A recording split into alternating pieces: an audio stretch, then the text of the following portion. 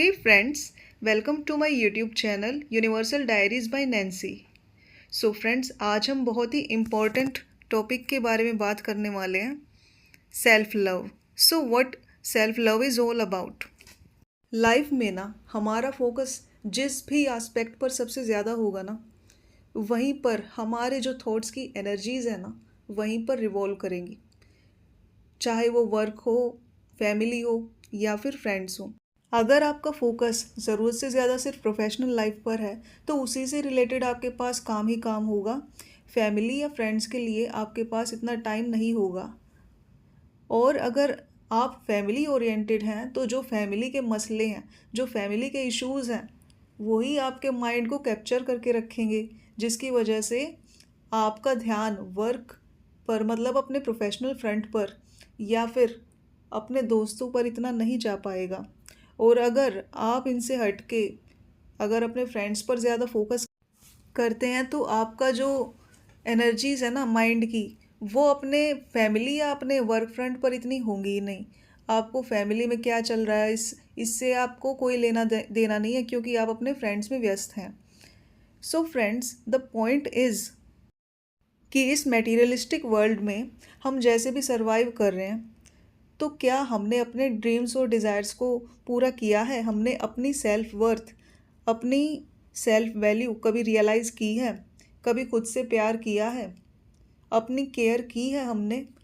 या फिर हम अपनी एनर्जीज़ जो है ना, पूरा दूसरों के ऊपर ही खर्च करते हैं, दूसरों को ही सांत्वना देने में या फिर दूसरों को की ही केयर करने में, दूसरों की ही हेल्प करने में हमारी जो सारी की सारी एनर्जीज़ हैं वो ड्रेन होती हैं.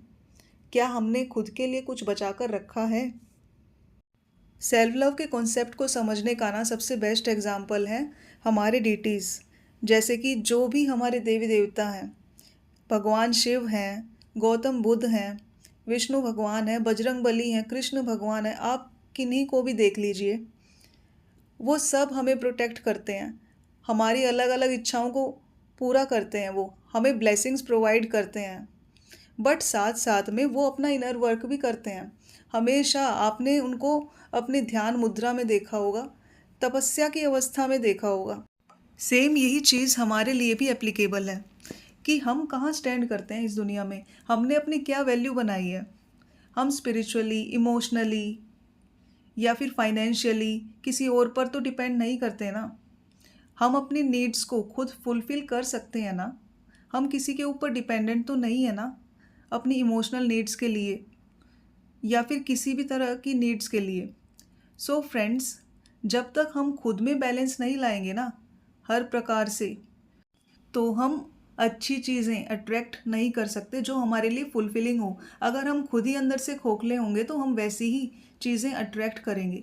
लेकिन अगर हम खुद को बैलेंस में लाते हैं, हम खुद को पहले फुलफिल करते हैं, खुद को अच्छा फील करवाते हैं, तो चाहे कुछ भी हो, prosperity, harmony, peace, healing, good health और जो भी चीज़ें जो सबसे ज़्यादा पॉजिटिव है, जो सबसे ज़्यादा फुलफिलिंग है, वो अपने आप ही हमारी तरफ आने लगती है. हमें किसी चीज़ को चेज़ करने की ज़रूरत नहीं पड़ती.